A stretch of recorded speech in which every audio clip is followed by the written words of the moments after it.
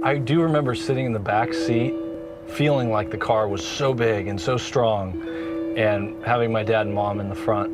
And I remember with my brother having to hold on tight when my dad would go around corners.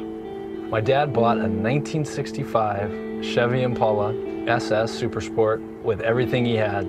I think he cherished the car, not just because he was the first owner and he drove it off the lot, but it was more than a car to him. It really was his baby. He had the car for 20 years, until the mid-'80s. My parents had to sell the car because times were tough and they had to make ends meet. It was not easy for my dad to let the car go. A few years ago, it just kind of dawned on me that if I could somehow, miraculously, find the car, that it would be worth the search. Does the car still even exist? Is it in a junkyard somewhere? But when I put in the VIN number and paid for the online search, it actually told me what address it had been registered in a different state. We heard nothing back from the owner. No response. We sent 2 letters with no response. After Arizona, it went to Pennsylvania. It was in New York. I was 2 steps behind the car on each of my searches. The possibility of finding the car was renewed when the owner in Maine got back to us. But then he said, "You just missed the car." A group of Canadians came down, loaded it on a flatbed, and drove it to Canada. At that moment, I figured the car was gone forever.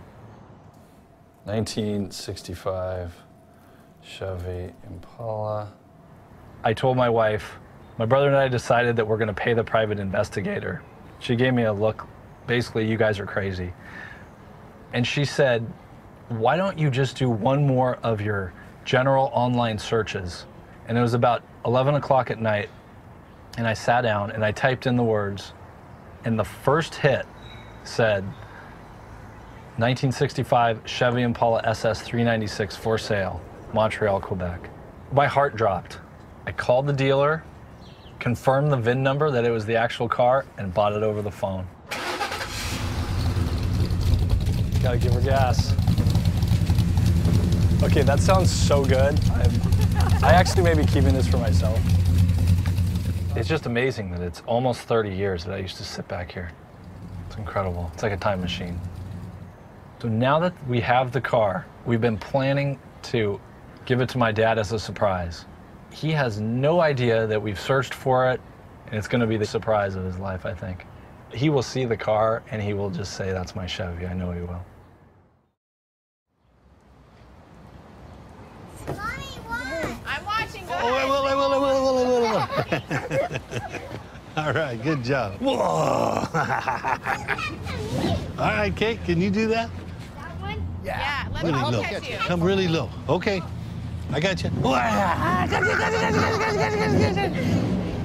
Oh, no. What the hell? Dear God. That's my old Chevy. We got it, Pop. You're kidding me. Really? Yeah. Here, come on. Really? No. Yeah. I think he got that. God, I'm gonna have a heart attack. Where'd you get it? We found it. We found it. I can't talk. I know. It's okay. It took 5 years. That Really? Dear me. It's all good, Dad. We found it. Wow. Oh, Papa. I'm just stunned. Look at the back of the light. I just don't even know what to say. And it's the same. Yeah, It's the same. You want to see? Automatic.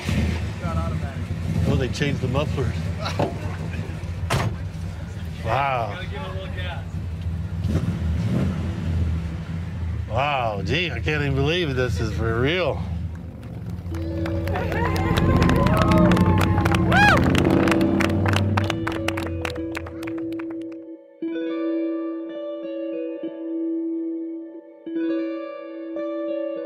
It's not just a car.